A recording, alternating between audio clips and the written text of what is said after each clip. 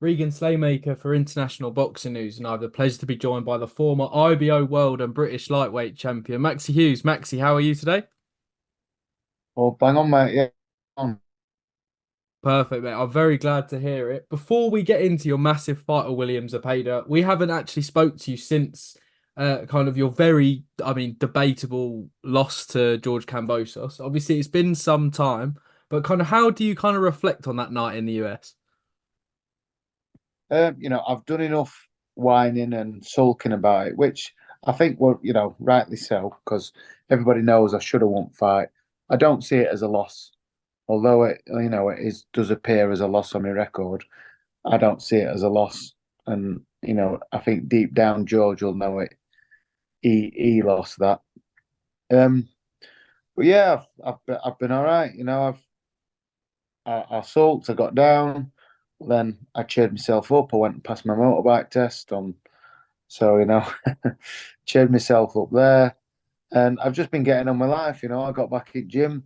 They didn't put my fire out, those judges, so I got back in gym, and I've been on at the IBF, and as of just before Christmas, we had an idea and an inkling of what were going to be happening. So yeah, just been getting my head down, and then obviously early January, we finally got the news from IBF, got the order, and we're here now, 3 weeks away from a bigger fight.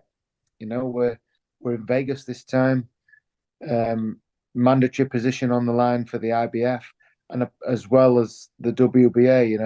The WBA is a mandatory an eliminator as well. So winning this is going to put me in an even better position. We're going to have some good options.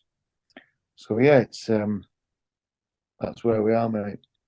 Definitely, mate. Is it kind of obviously a bittersweet feeling, like you said, you don't see it as a loss. I think the whole world doesn't see it as a loss. You've Mm. mentioned obviously the massive fight with William Zepeda, IBF and WBA eliminator. Is that kind of a bittersweet feeling looking back on it now? A little bit, yeah. Like my wife sort of mentioned it, saying, you know, like they're saying everything happens for a reason. Like it's like that happened, and it set up a bigger fight. Go and get job done on Zepeda. I'll come away with loads of credit because Zepeda is highly touted. He's highly backed by Golden Boy. He's up on all the rankings.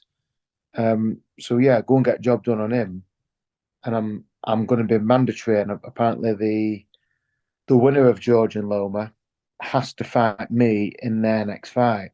They're not allowed a voluntary because they're fighting for a vacant belt. Their next fight has to be the mandatory. So there's that as well as the option of the WBA. Obviously Tank Davis has got that. That's a huge fight. So there's going to be options for me on the table. Definitely, obviously, we'll touch on obviously your fight with William Zepeda on March 16th. You've mentioned kind of the rewards that come with this fight, but obviously, definitely Mm. one that you're excited for. Obviously, back to the US, but this time in Las Vegas as well. Yeah, we was originally penciled in to fight in Vegas, me and George, at the Palm Springs Hotel Casino, and we was penciled in on the was it 29th, the same day that obviously Crawford and Spence fought. So we were penciled in to fight on 29th in Vegas, and then obviously the promoters realised that we'd be going up against Spence Crawford. So we're like, right, guys, sorry, but we're putting you a week earlier in Oklahoma. Um, so yeah, I were like excited, like, oh, it's going to be Vegas. And then we got, I mean, I enjoyed me, other than the result, I enjoyed my time in Oklahoma. But yeah, to be back over at US in the mecca of boxing, Vegas, there's not many Brits get to cross that one off the list that they're going to Vegas to headline in a world title eliminator, a world level fight. So, and again, I give myself credit that I've been ordered. No, I haven't been chosen. I've earned my place here. Um, so yeah, it's exciting. Taking kids over. We're gonna have some time there after. The kids are finally gonna get to see what the dad does for a living. My face on the strip of Las Vegas, and it's exciting. It's what a lot of fighters dream of, and I'm living it and I'm enjoying it. Definitely, mate. And kind of what do you know of kind of William Zepeda going into this fight? He's not been on my radar of such, but I've seen plenty of him. Like I said earlier, because he's well promoted, he's well backed. So and obviously he's another lightweight, so I've always kept my eye on the world scene of who's knocking about. I've seen a lot of him, and with him being a lightweight, I know what he brings. He's a come forward, aggressive Mexican, southpaw. I've dealt with one of them before. Um, and I'm fully prepared. We've given him the respect in our preparation. Like we've trained really hard, and we're expecting a really tough fight. But I'm mentally and physically prepared for it. Definitely, mate. And obviously, I think people forget you're the modern day kind of Mexican basher, if that makes sense as well. Going Yeah. into these big fights as well. Obviously, you mentioned kind of obviously it's a final eliminator as well as the WBA for the I and the IBF as well. I do have to ask you, Maxi, as well. Obviously, uh, all going your way. You either fight Lomachenko or George Kambosos. I mean, who would you kind of prefer? Obviously, Lomachenko, this pound for pound great. He's been at the top for such a long time. But then again, you could get the opportunity to kind of right that wrong or kind of get that win on your record against George. Which one of those would you prefer? Um, I'm easy. Like you've just mentioned, there's two sides of the coin for me. I get to share a ring with a modern great in Lomachenko, somebody who I'm a fan of myself. And I could end up fighting him, or into a bit of a grudge match, rematch with George, and get to put it on him again.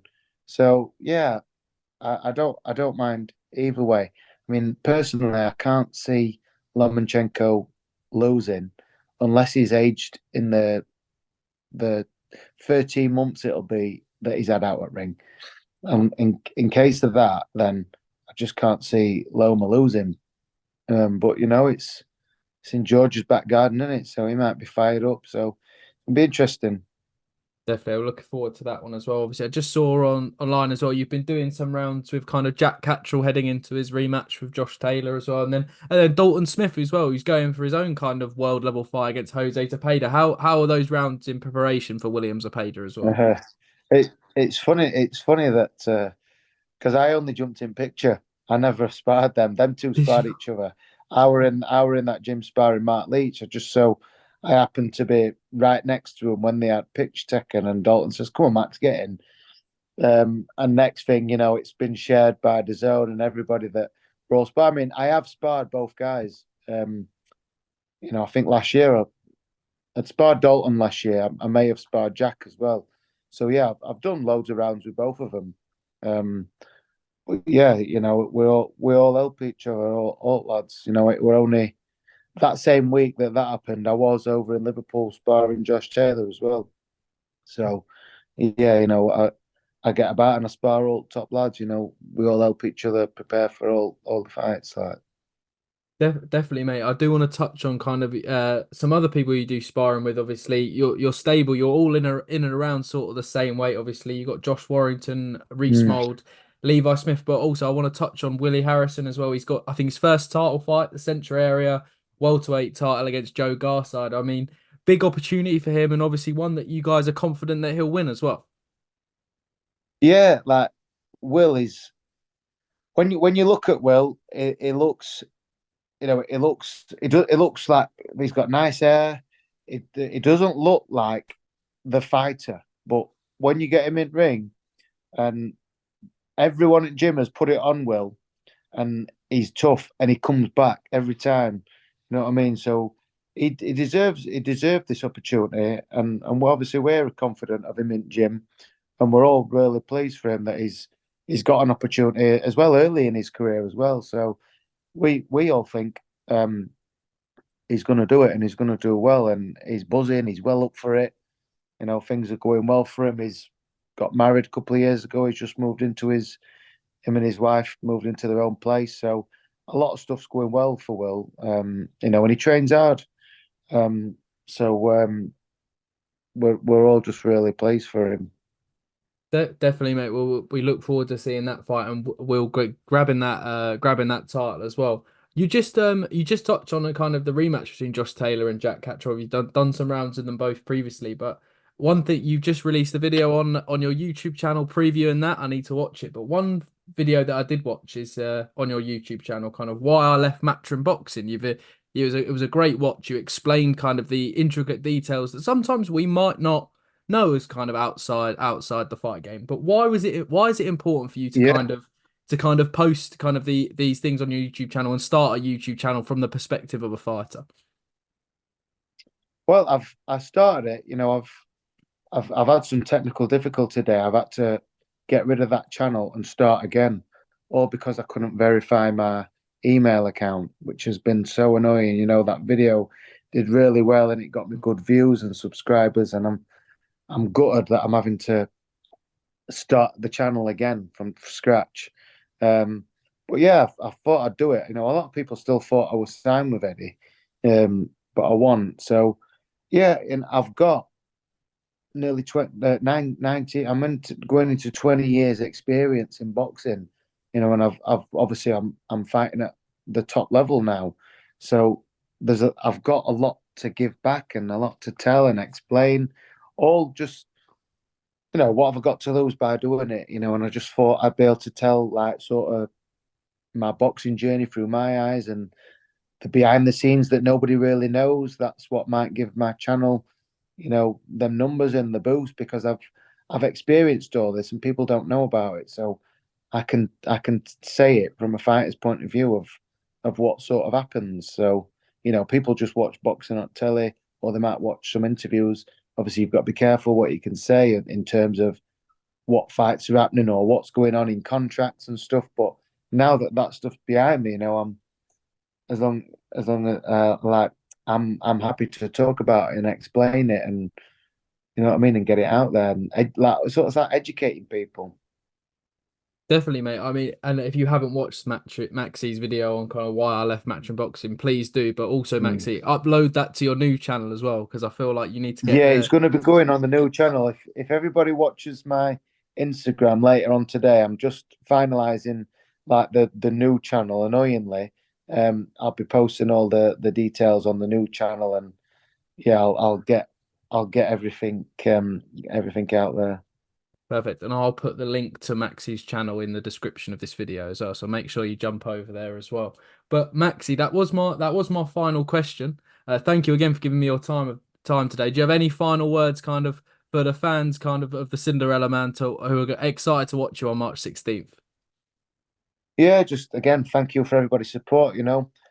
I'm I'm going to be back. We're over there in the States. Thanks to everyone that's paid and going to be coming over to Vegas. Really appreciate it, especially so close after Christmas. But it's going to be a big win for me, and we're going to have a big year this year.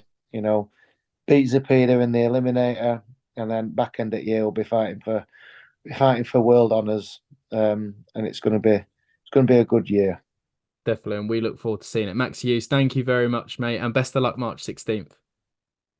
Cheers, mate. Thank you.